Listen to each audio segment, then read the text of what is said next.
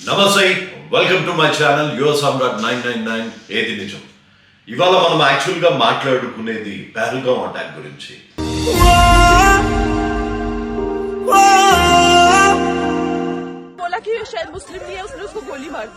ఈ నెల 22వ తారీఖున వైష్ణవ్ విలేజ్ లో పహల్గాంకి వెళ్ళిన టూరిస్టులలో 26 మందిని అత్యంత క్రూరంగా టెర్రరిస్టులు, లష్కరే తోయిబా టెర్రరిస్టులు చంపడం జరిగింది.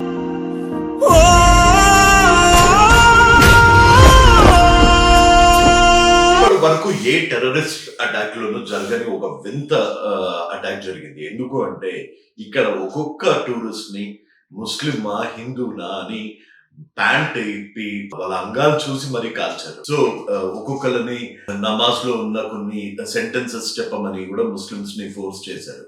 సో ఇట్లాంటి క్రూరమైన అటాక్ ఫస్ట్ టైం అసలు మీరు ముందు టెర్రరిస్ట్ అటాక్ లో చూసుంటారు, ముంబై అటాక్ లో కానీ, మన గూగుల్ చాట్ బ్లాస్ట్ లో కానీ, లేకపోతే ఇంకేదైనా టెర్రరిస్ట్ అటాక్ లో ఇప్పటి వరకు ఒక బాంబు ప్లాన్ చేశారు కానీ, లేకపోతే వచ్చి నిర్దాక్షిణ్యంగా మన 26/11 లో నిర్దాక్షిణ్యంగా కాల్చిపడేశారు కానీ, ఇప్పటి వరకు ఎక్కడ ధర్మాన్ని అడిగి చంపిన దాఖలాలు లేవు.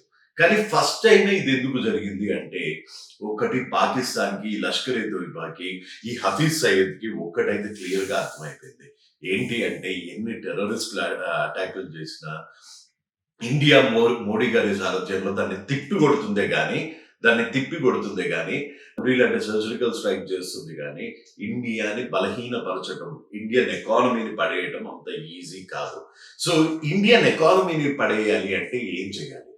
ఇలాంటి క్రూరమైన చర్య, టెర్రరిస్ట్ అటాక్ చేయాలి, అది కూడా ధర్మాన్ని అడిగి చేశారనుకోండి, ముస్లిమ్స్ ని వదిలేసి ఓన్లీ హిందూస్ ని చంపారనుకోండి, ఇక్కడ ఏమవుతుంది అంటే with in the country, with in the ఇండియాలో హిందూస్ కి, ముస్లిమ్స్ కి, మన ప్రతివాదులకి మధ్య పోరయ్యి ఇండియాని లోపల నుంచి, ఇప్పుడు మీరు ఏ ఫ్యామిలీనన్నా చూస్తే ఒక ఫ్యామిలీని బయటవాడు వచ్చేవాడు డిస్టర్బ్ చేయలేడు, అదే లోపల ఉన్నవాడైతే ఈజీగా విడగొట్టగలుగుతాడు. సో అదే ఫార్ములాని ఇక్కడ ఈ టెర్రరిస్టులు వాడుతున్నారు అనమాట. దీనికి కంప్లీట్ గా అలైన్ అయ్యి ఈ నా అన్వేషణ అనే చీడ పురుగు సోహెల్ ని, మహబూబ్ బాషాను, లేకపోతే ఇమ్రాన్, ఈ ముగ్గురిని చూపించి వీళ్ళు టెర్రరిస్టులు అని ముద్రేస్తున్నారు. ఎందుకు అంటే వీళ్ళు గతంలో బెట్టింగ్ యాప్స్ చేశారంట, ఆ డబ్బులతోనే ఈ టెర్రరిస్టులు వచ్చి కాల్చి చంపారంట. వీడు ముస్లిం అయితే వీళ్ళని నరికి చంపేస్తారంట. ఇట్లాంటి అన్వేష్ లాంటి ఎర్రి అదొకే, లేకపోతే ఎర్రి దాని వాళ్ళ గురించి ఈ టెర్రరిస్ట్ అటాక్లు ఈసారి ఫస్ట్ టైం ధర్మం అడిగి చేయాల్సి వచ్చింది. మీరు ఒక్కసారి చూస్తే బెట్టింగ్ యాప్స్ అవును, అది కురుసాబలు, అందులో most of the money terrorist activities కి సహాయపడే ఛాన్సెస్ ఉన్నాయి. అది వదిలేసి ఫోన్ చేసి మహబూబ్ బాషాకి టెర్రరిస్టులు ఫోన్ చేశారంట. ఇంత నీచానికి పాల్పడిన నువ్వు ఒక టెర్రరిస్ట్ కన్నా ఒక హీనం అవునా కాదా? నాకు తెలిసి ఒక ఏ టెర్రరిస్ట్ కూడా నీ అంత నీచంగా ఆలోచించదు. ఇండియాలో ఉన్న ముస్లిమ్స్ కి, హిందూస్ కి గొడవ పెట్టి నీ వ్యూస్ కోసము, నీ లైక్స్ కోసము, నీ పంతాన్ని పెంచుకోవాలని చూస్తున్నావు. నువ్వు అక్కడ చూస్తే వాళ్ళకి ఇప్పుడు తమిళనాడు వాళ్ళని చంపారు, మన ఆంధ్ర వాళ్ళని చంపారు, కర్ణాటక వాళ్ళని చంపారు, ఇక్కడ భాష గుజరాత్ వాళ్ళని చంపారు. వీళ్ళు వెళ్ళి మోడీ గారికి చెప్పుకో అని ఎందుకు అన్నారు? అన్నారంటే, ఇది మన ఆత్మవిశ్వాసాన్ని, మీరు బీజేపీ కోటేశారు కదా, వెళ్ళి మోడీకి చెప్పుకో అని ఎందుకు అన్నారు అంటే, ఒక మోడీ అన్న మనిషి ఒక స్ట్రాంగ్ గ్లోబల్ లీడర్ గా ఎదిగిపోయారు.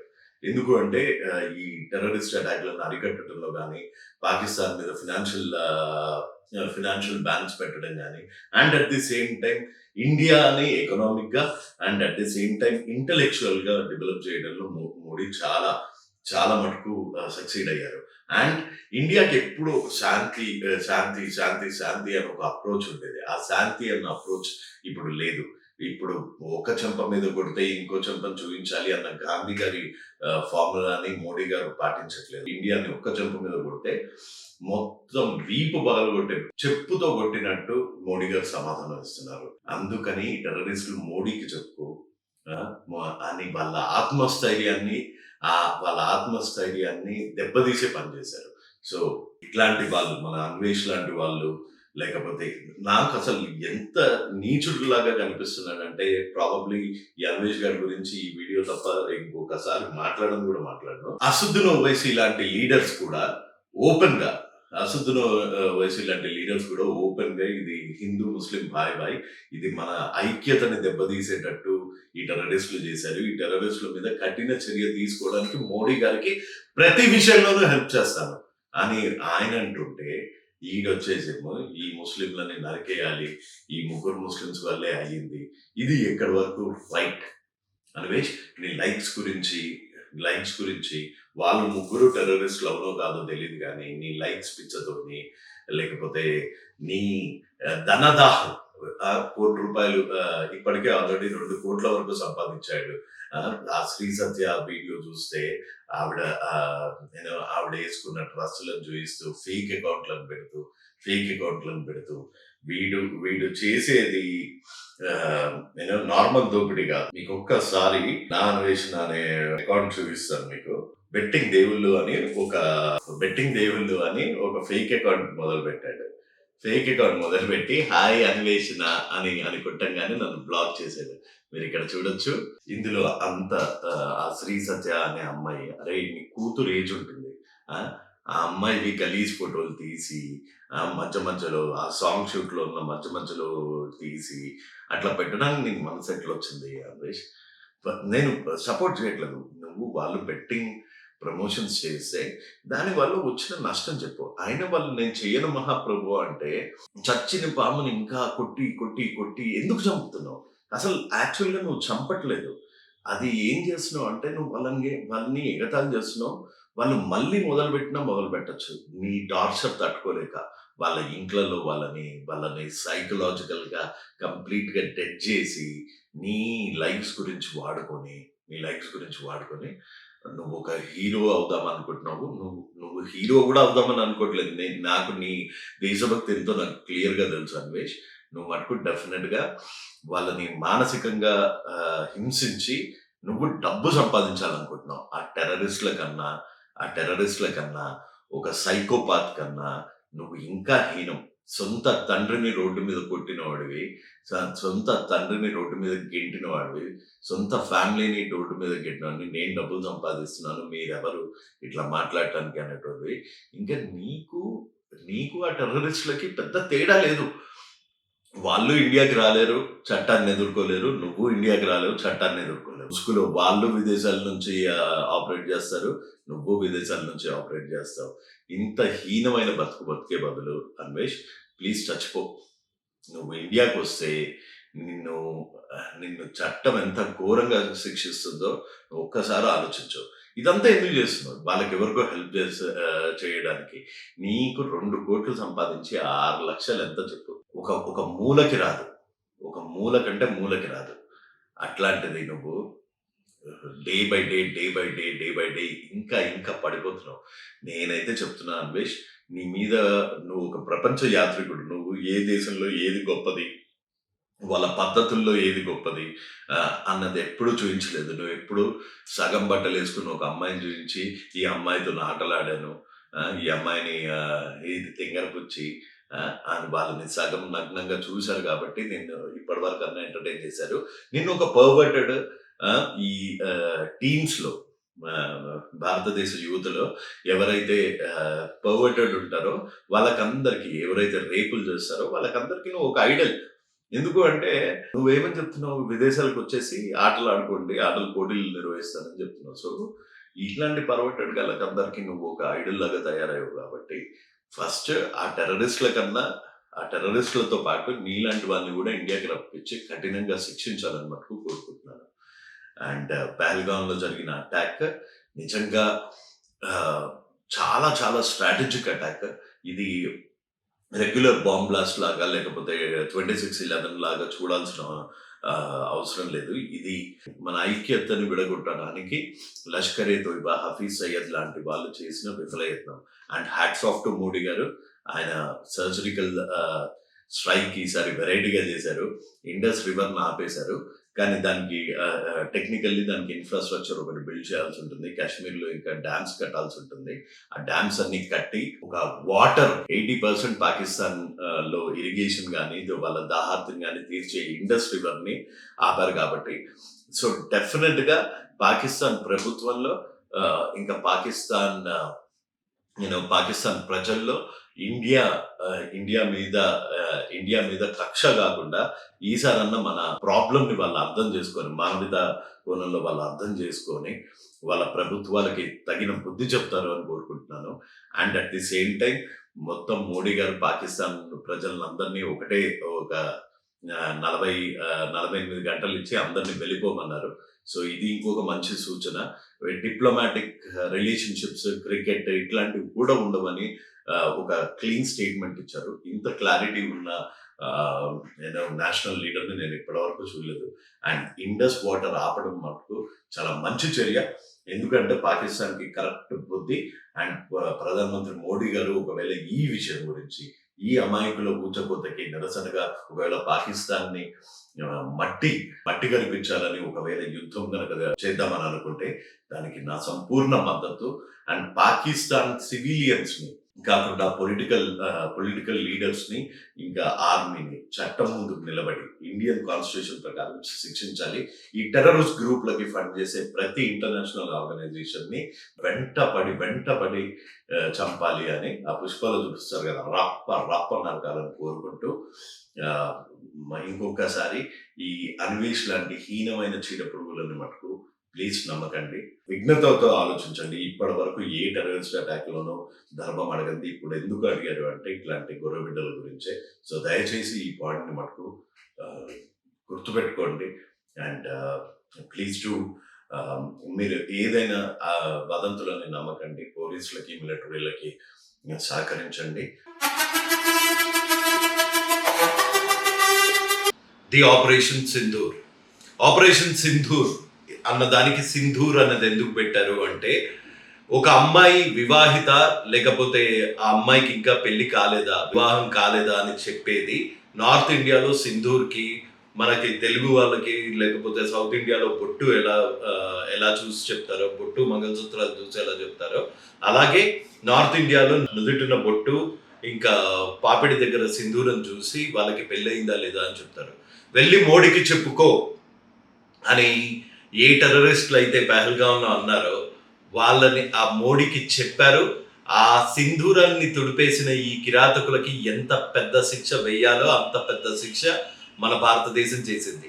భారత భూభాగంలో నుంచి రాఫెల్ విమానం స్కాల్ప్ అన్న మిజైల్ ఎందుకు వాడారు అంటే ఇది రాడార్కి అందదు. రాడార్ కింద నుంచి ప్రయాణించి లక్ష్యాలని డైరెక్ట్ గా వెళ్ళి బ్లాస్ట్ చేస్తుంది. హ్యామర్ బాంబ్స్ కూడా ఎందుకు అంటే మన స్కాల్ప్ది ఒక 100 కిలోమీటర్స్ రేడియస్ అయితే మన హ్యామర్ బాంబ్ అన్నది మటుకు చాలా తక్కువ, 60. కాకపోతే ఇది ప్రిసైజ్ అంటే నిర్దిష్టమైన లక్ష్యాలను మటుకు తప్పకుండా ఛేదిస్తుంది అనమాట. అందుకని స్కాల్ప్ వాడారు ఇక్కడ. మీరు ఇంకొక విషయం ఇక్కడ గమనిస్తే మనం ఎల్ఓసి దాటిపోవడానికి మనకి ఏ ఇబ్బంది లేదు. కానీ భారతదేశం మటుకు ఎల్ఓసి దాటకుండా మే 7 ఉదయం అంటే మధ్యరాత్రి అనొచ్చు లేకపోతే 1 గంట రాత్రి 1:05 మొదలుపెట్టి 1:28 అంటే 23 నిమిషాల్లో పాకిస్తాన్లో 9 లక్షలని ఫటా పేల్చి పడేసింది. And at the same time ఈ పర్టికులర్ ఎయిర్ స్ట్రైక్స్ ఎక్కడెక్కడ జరిగాయి, ఈ మిజైల్ స్ట్రైక్స్ ఎక్కడెక్కడ జరిగాయి, దీన్ని సర్జికల్ స్ట్రైక్ అనొచ్చా లేకపోతే ఫుల్ ఫ్లెడ్జ్డ్ వార్ అనొచ్చా అంటే డెఫినెట్ గా ఇది ఫుల్ ఫ్లెడ్జ్డ్ వారే. సర్జికల్ స్ట్రైక్ అని కూడా అనొచ్చు. కాకపోతే మన భారతదేశం ఎంత గొప్పది అని చెప్పడానికి ఈ ఒక్క ఉదాహరణ చాలా చాలా చాలు. వాళ్ళు మన దేశంలోకి వచ్చి మన టూరిస్టులని హిందువా ముస్లిమా అని వాళ్ళ మర్మాంగాలు చూసి కాల్చిన కిరాతకులని కూడా మన బార్డర్లో మన భారతదేశంలో ఉండి మన టెక్నాలజీ యూజ్ చేసి వాళ్ళ టెర్రరిస్ట్ క్యాంపులని మాత్రమే టార్గెట్ చేసింది భారతదేశం. అంటే ఇంతకన్నా గొప్ప ఉదాహరణ ఉండదు. మానవత్వం డెఫినెట్‌గా ఉండాలి. పాకిస్తాన్‌లో ఉండేది కూడా ప్రజలే. హిందూ, ముస్లిం బాయ్ బాయ్ ఇవన్నీ నేను వింటూనే ఉన్నాను. ఇవన్నీ మనము శాంతి స్వరూపులం అని. ముంబై అయినప్పుడు మనం ఏం చేయలేదు. ఉరి అయినప్పుడు ఏం చేయలేదు. పుల్వామా అయినప్పుడు ఏం చేయలేదు. అంతకుముందు ఎన్నో గూగుల్ చాట్ అయినప్పుడు ఏం చేయలేదు. మన పార్లమెంట్ మీద దాడైనప్పుడు ఏం చేయలేదు. ముంబై బ్లాస్ట్‌లు అయినప్పుడు ఏం చేయలేదు. ఢిల్లీ బ్లాస్ట్‌లు అయినప్పుడు ఏం చేయలేదు. బెంగుళూరు బ్లాస్ట్‌లు అయినప్పుడు ఏం చేయలేదు. కానీ ఒక మామూలు ఆడపిల్ల దగ్గరకొచ్చి ఎళ్లి మోడీకి చెప్పుకో అని వాళ్ళ కళ్ళెదురుగుండా వాళ్ళ హస్బెండ్స్‌ని వాళ్ళ భర్తలని చంపి వాళ్ళ ఫ్యామిలీని అనాథలుగా చేసిన ఈ క్రూరులకి మటుకు ఏం చెప్పుతో కొట్టిన సమాధానం అంటే అంత చెప్పుతో.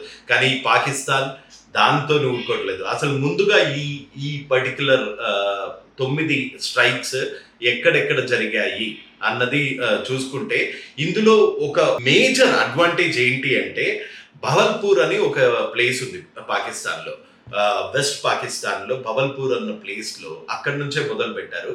ఈ మౌలానా అజద్ మజూర్ అనే వాడిది టెర్రరిస్ట్ క్యాంప్ ఒక 18 ఎకరాల్లో ఉన్న క్యాంప్‌ని డిస్ట్రాయ్ చేసింది. ఇందులో వాడి చుట్టాలు, వాడి మేనల్లుడు, వాడి బావ, వాళ్ళ సిస్టర్ కూడా చనిపోయినట్టు కథనాలు వస్తున్నాయి.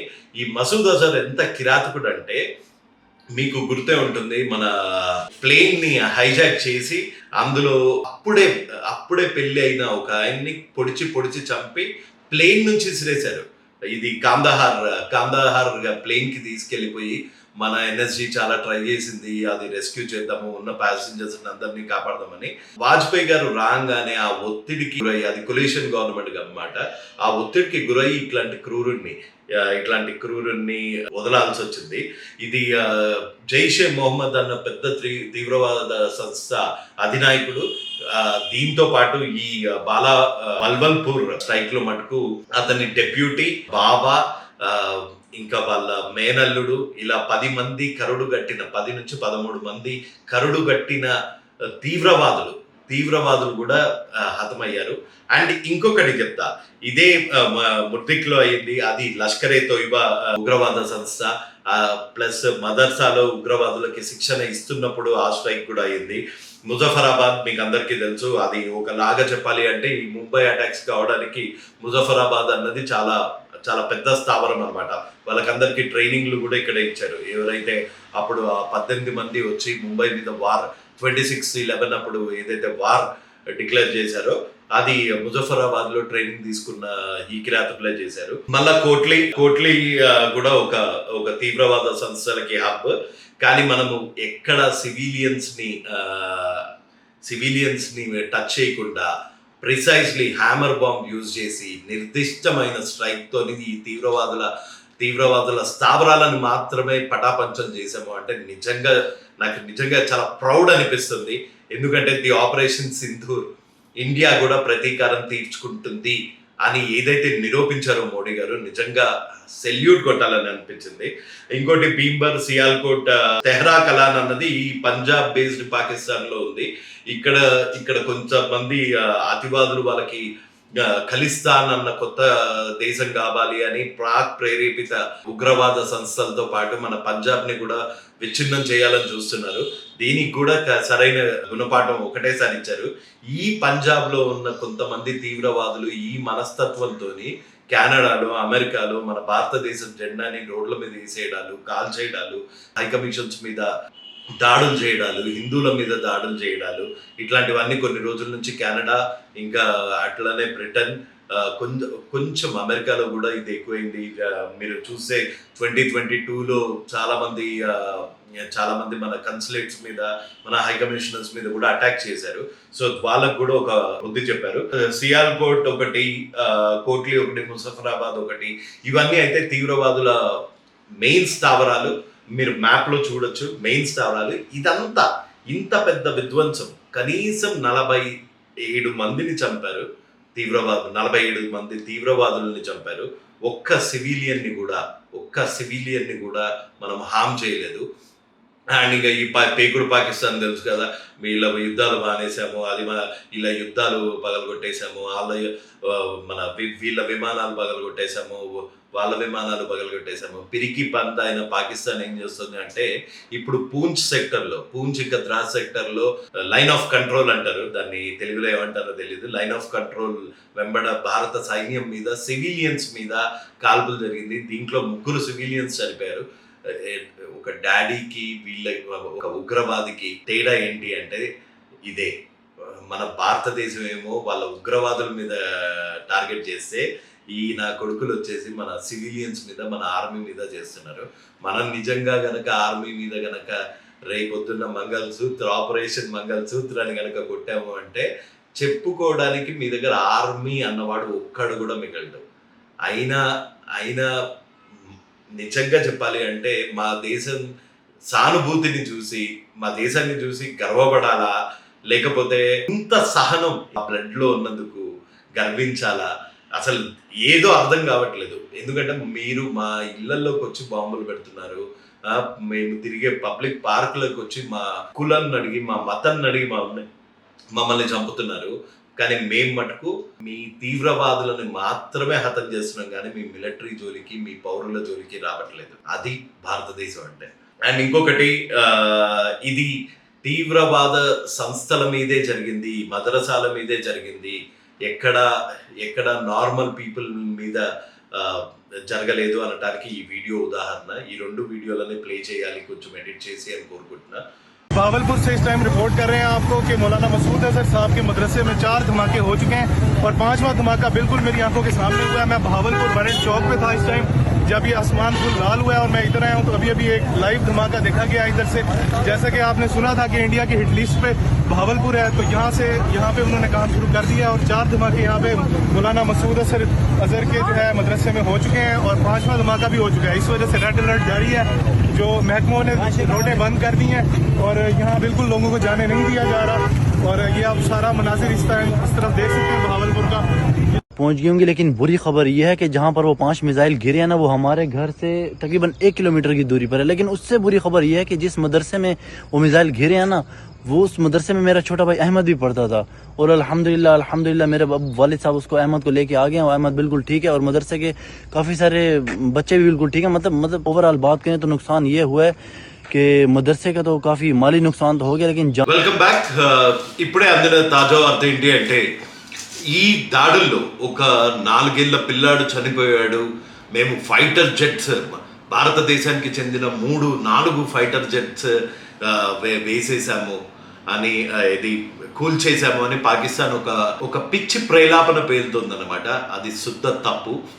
ఆ వీడియో, ఆ ఫ్లైట్ కూల్చిన వీడియో ఏదైతే ఉందో, మన MI-17 మన నార్త్ సైడ్ కొండల్లో 2 పైలట్ తప్పిదాల వల్ల 2020లో పడిన వీడియోని ఇప్పుడు పాకిస్తాన్ ప్రభుత్వం వాడుకుంటుందన్నమాట. ఈ భారతదేశపు ఫ్లైట్స్ ని మేము, రాఫేల్ ని మేము పడేసాము అని. అది రాఫేల్ కాదురా పిచ్చి ముండవాడుకున్నారా, అది మా MI-17. మా పైలట్స్ బాధ్యతారాహిత్యం వల్ల అది 2020లో బలుచ్ దగ్గర పడిపోయాయి. ఆ వీడియోస్ ని తీసుకొచ్చి ఇప్పుడు వాడుకుంటున్నారు. ఆ 2 పైలట్స్ ని కూడా సస్పెండ్ చేయడం కుదిరింది, వాళ్ళ మీద క్రిమినల్ శిక్షణ చర్య తీసుకోవడం కూడా జరిగింది. ఇంకా చూస్తే ఈ పర్టికులర్ యుద్ధంలో చైనా వస్తుందా అంటే రాకపోవడమే వాళ్ళకి శ్రేయస్కరం. ఎందుకంటే ఇప్పుడు భారత అణ్వాయుధ శక్తి పాకిస్తానే కాదు, ప్రపంచ దేశాలన్నీ కలిసి వచ్చినా కానీ ఎదుర్కొనేంత సత్తా భారతదేశానికి ఉంది. అండ్ మనము దాడి చేసింది పాకిస్తాన్ దేశం మీద కాదు, వాళ్ళ సైనిక స్థావరాల మీద కాదు, వాళ్ళ తీవ్రవాదుల స్థావరాల మీదే. తీవ్రవాదుల మీద పోరాటంలో మేము కూడా చాలా కోల్పోయామని చెప్పుకునే పాకిస్తాన్ ఒకవేళ నిజంగా తీవ్రవాదుల మీద పోరాటానికి వాళ్ళు కట్టుబడి ఉంటే గనక ఈ పర్టికులర్ చర్య, భారత్ తీసుకున్న ఈ పర్టికులర్ చర్యను మటుకు కంపల్సరీ, ది ఆపరేషన్ సింధూర్ని మటుకు తప్పకుండా సమర్థించాల్సిందే. నేతాజీ సుభాష్ చంద్రబోస్ గారు చెప్పినట్టు, వార్ ఇండియా పాకిస్తాన్ కి అంటూ గనక వార్ వచ్చింది అంటే ఆ conflict just because of terrorism వల్లనే వస్తుంది. అండ్ సందర్భంగా నేను మోడీ గారికి స్పెషల్ థ్యాంక్స్ ఎందుకు చెప్పాలనుకుంటున్నాను అంటే జైషే మొహమ్మద్, లష్కరే తోయిబా, హిజ్బుత్ ముజాహిద్దీన్, ఈ మూడు అజద్ మసూర్ లాంటి వాళ్ళు, హఫీజ్ సయ్యద్ లాంటి వాళ్ళు క్యా కరేగి ఇండియా, క్యా బోలేగి ఇండియా, క్యా ఉఖాడ్ లేగి ఇండియా, ఇండియాకు క్యా చాహియే. ఇప్పుడు అసద్ మసూర్ వాళ్ళ ఇంట్లో 12 మంది చనిపోయాక ఇండియాని మట్టు పెడతాను అని ఇప్పుడే ప్రతిజ్ఞ కాంచాడంట. ఆ వీడియో కూడా నేను మీకు పంపిస్తాను. అండ్ చాలా వేల సంఖ్యలో వచ్చారు. అసద్ మసూర్, నీకు కొంచెం అన్న సిగ్గు శరం ఉండుంటే ఇలాంటి నీ ఇంట్లో చిన్నపిల్లలు నీ ఇంట్లో వాళ్ళు మనుషులు, ఇండియాలో ఉన్న వాళ్ళు మనుషులు కాదా? కొంచెం అన్నా నీకు సిగ్గు ఉంటే, శరం ఉంటే ఇప్పటి నుంచైనా ఈ టెర్రరిజం మాట వదిలేసి ఇండియాకి సరెండర్ అయిపో. ఏదో ఒక జైల్లో కుక్కగా వదద్దు. ఆయన అసలు నీలాంటి వాడిని అసలు కాందహార్ ఫ్లైట్ హైజాక్ చేసినందుకు మేము అనవసరంగా వదిలేసినాం. నిన్ను అప్పుడే కుక్కని చంపినట్టు చంపేసి ఉంటే మాకు దరిద్రం వచ్చేది కాదు. మాకు అన్ఫార్చునేట్లీ మా భారతదేశం ఇలాగా కసాయి దేశం కాదు. పట్టుకోగానే తప్పున్నా లేదా అని చేసి మీరు ఎట్లా చంపారు మా జవాన్లని మర్చిపోయారా? కొంతమంది జవాన్లని వాళ్ళ యుద్ధ ఖైదీలని వాళ్ళ బొంద వాళ్ళతోని తప్పించుకొని చంపినంత దరిద్రులు మీరు. కానీ మేము ఎప్పుడు అట్లాంటివి చెయ్యం. అండ్ ఫ్యూచర్లో కూడా మీరు పూంచ్లో, ద్రాస్లో ఏదైతే సైనిక చర్యకి పాల్పడుతున్నారో దానికి పక్క దానికి 100 రెట్లు ప్రతిఫలం మీరు అనుభవిస్తారు. ఒకప్పుడు బంగ్లాదేశ్ని లిబరేట్ చేసినట్టే ఇప్పుడు పాకిస్తాన్ని 4 ముక్కలు అయ్యేటట్టుంది. ఒకటి పాకిస్తాన్లోని పంజాబ్ ఒక కంట్రీ అడుగుతుంది, ఆఫ్ఘన్ ప్రాంతంలోని పఠాన్స్ ఒక కంట్రీ అడుగుతున్నారు, బలూచిస్తాన్ ఒక కంట్రీ అడుగుతున్నారు. ఇంకా ఎట్లాగో కాశ్మీర్ అయితే డెఫినెట్గా మీరు ఆక్రమించుకున్న కాశ్మీర్ని అయితే డెఫినెట్గా మేము అఖండ భారత్లో ఈ రోజు కాకపోతే రేపన్నా తప్పకుండా చూస్తామని నమ్మకం ఉంది. మళ్ళీ ప్రతి ఒక్క సైనికుడికి, ప్రతి ఒక్క పౌరుడికి అండ్ భర్తలను పోగొట్టుకున్న ప్రతి ఒక్క మాతకి, ప్రతి ఒక్క భారతదేశపు ఆడబిడ్డకి ఈ వీడియో అంకితం. అండ్ మీకు కనుక ఈ వీడియో నచ్చితే డెఫినెట్గా లైక్ చేయండి. ఇంకా స్ట్రాంగ్ కంటెంట్ ఉంది స్కాల్ బాంబ్స్ మీద, ఇంకా హ్యామర్ బాంబ్స్ మీద. అసలు ఈ పర్టికులర్ యుద్ధానికి ప్రైమరీ సూత్రధారులైన జైషే మొహమ్మద్, లష్కరే తోయిబా, కాశ్మీర్లో ఉన్న అమాయకమైన పౌరులని, అమాయకమైన ఇండియన్స్ని, కాశ్మీరీలని ఎలా వాడుకుంటున్నారు వాళ్ళ టెర్రరిస్ట్ యాక్టివిటీస్కి. ఇస్లామాబాద్, అనంతనాగ్ నుంచి మన సౌత్ వరకు ఎలా విస్తరించారు ఈ స్లీపర్ సెల్స్, దీని అందరి గురించి ఒక మంచి వీడియో చేస్తాను. డెఫినెట్గా మీకు నచ్చితేనే లైక్ చేయండి, నచ్చితేనే సబ్స్క్రైబ్ చేయండి. And keep watching this channel for war related ఈ particular war related videos. And ఈ పర్టికులర్ వార్ సిట్యుయేషన్ వల్ల ఈ ఇయర్ అమర్నాథ్ యాత్ర ఎక్కడి వరకు ఉంటుంది, కేదార్నాథ్ యాత్ర, చార్ధామ్ యాత్ర ఉంటుందా లేదా, ఇట్లాంటి ఎన్నో వీడియోస్ గురించి please to watch my channel your Samrat 999. And once again Bharat Mata की जय, जय बोलो भारत माता की जय. सारे जहां से अच्छा हिंदुस्तान हमारा. जय हिंद.